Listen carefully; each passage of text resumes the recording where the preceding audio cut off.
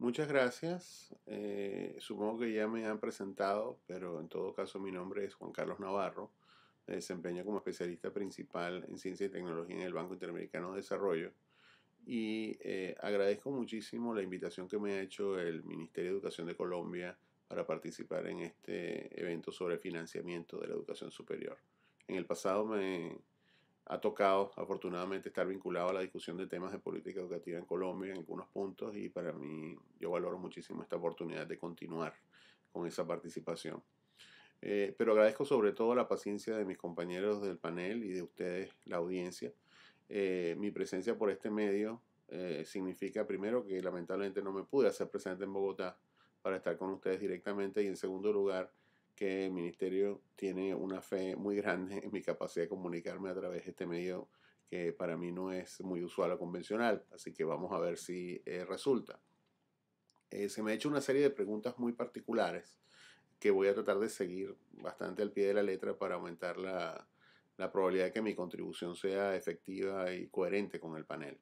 Se me ha preguntado por el panorama de la investigación en América Latina y el Caribe. Yo diría que, y sobre todo la investigación universitaria, yo diría que las dos cosas son bastante parecidas, porque la inmensa mayoría de la investigación que se hace en nuestros países está localizada o vinculada muy directamente a las universidades. Y yo creo que aquí la historia es doble. Por un lado, hay muy buenas noticias y por otro lado, no tan buenas. Empecemos por las buenas noticias. Yo creo que si ustedes ven el indicador más comúnmente utilizado para medir la productividad científica de un país, que es las publicaciones indexadas a nivel internacional, ustedes verán que en años recientes, estamos hablando de los últimos 6, 8, 10 años, buena, no, digamos no todos, pero algunos países de América Latina, e incluyo allí claramente a Colombia, muestran una aceleración muy grande en el crecimiento de las publicaciones en revistas reconocidas internacionalmente, indexadas como revistas válidas, aceptadas por la comunidad internacional en materia científica. Es, por supuesto que nuestros países tienen una brecha muy grande en materia de presencia científica a nivel mundial, pero el hecho de que esté creciendo tan rápido las publicaciones indexadas muestra claramente que ese gap, si bien todavía es grande, por lo menos ha empezado a cerrarse. Estas son excelentes noticias, hay que tenerlo muy presente, hay que ponerlo de primero y creo que es una nota favorable en materia de lo que es el desarrollo de la investigación la labor que pueden estar haciendo las universidades en la investigación en América Latina. Ahora, eso hay que combinarlo con el otro indicador, un indicador más institucional, que muestra una realidad menos halagadora. Ustedes estarán familiarizados o habrán escuchado este tema de los rankings de universidades a nivel mundial, el más conocido seguramente el ranking de Shanghai. Esos rankings, si ustedes tomaran ese ranking en particular, si ustedes tomaran las primeras 500 universidades de investigación, y insisto en que ese ranking mide el tema de la investigación, no el tema de la calidad de la docencia, por ejemplo, otros aspectos de la vida universitaria, sino el tema de la investigación. De nuevo, si ustedes toman los 500 primeros lugares, encontrarán una presencia de menos de 10 universidades latinoamericanas situadas en apenas unos 4 países. Si tomaran los 100 primeras universidades de investigación del mundo, verían que no aparece ni una sola de América Latina. Yo creo que esto es motivo de preocupación, esto hay que reflexionarlo y, digamos, a primera vista parece indicar que en eso que se llama la competencia mundial por el talento, las universidades de América Latina no están suficientemente activas o no han sido muy exitosas hasta ahora, no están bien posicionadas. Se habla hoy de que los países, gobiernos, las empresas, los laboratorios, las universidades a nivel mundial compiten por recursos escasos de talento, tratan de capturar, de atraer a los líderes en los distintos campos científicos, a sus grupos de investigación y formar grupos de excelencia. Yo sé que en América Latina existen grupos de excelencia, pero el hecho de que estemos ante esta realidad en los rankings indica que hasta ahora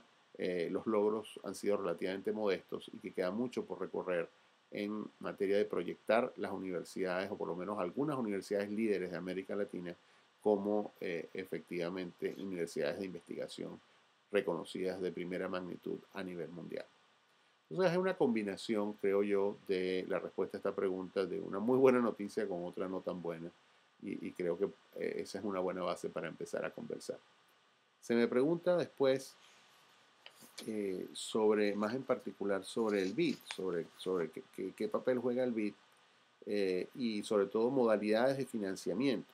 Bueno, yo creo que a nivel de cada país, las modalidades de financiamiento han ido evolucionando de una manera muy interesante. En particular, se han hecho cada vez más extensos, más usados los fondos concursables y competitivos para la investigación.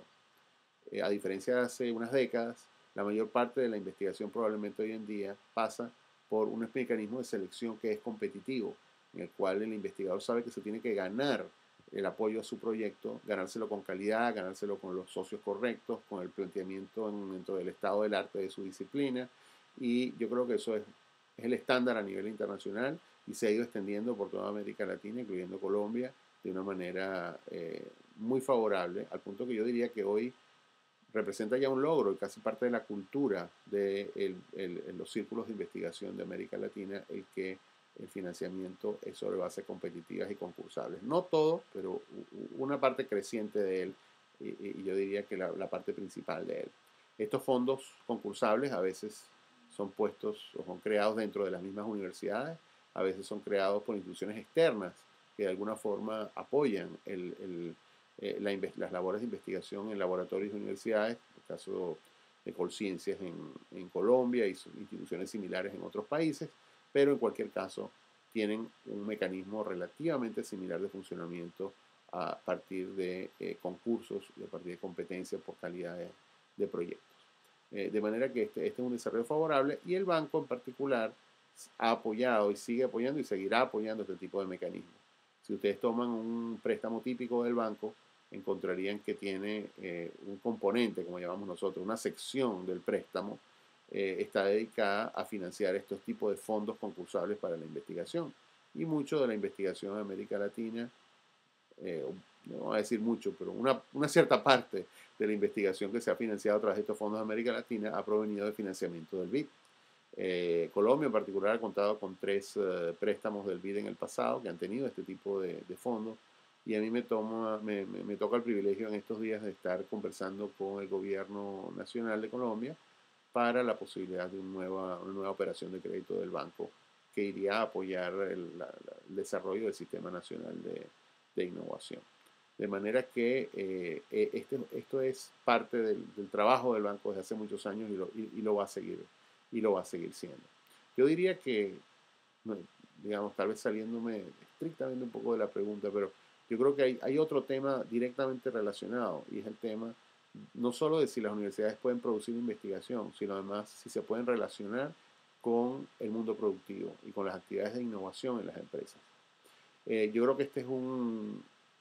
reto que también se está tratando de resolver por la vía de fondos concursables, en los cuales se da estímulos a las universidades para que se asocien con empresas o las empresas para que se asocien con universidades y trabajen juntas para la producción de innovación que sea relevante desde el punto de vista económico, de las ventas, de la productividad de una empresa. Yo creo que esto no se puede enfatizar lo suficiente lo importante que esto es. Esto no quiere decir que no haya que hacer investigación básica, pero es perfectamente posible, lo sabemos por la experiencia mundial, que un país puede llegar a ser excelente en materia de investigación científica y esa investigación puede estar sin contacto, completamente divorciada de una economía que sigue siendo carente del conocimiento como un elemento competitivo de su hacer cotidiano. Las empresas no reconocen el conocimiento, la ciencia, la investigación, la innovación como un componente importante de su estrategia de negocio, a pesar de que hay unos científicos brillantes que producen una cantidad de ciencia que es válida en sus propios términos. De manera que para cerrar esta breve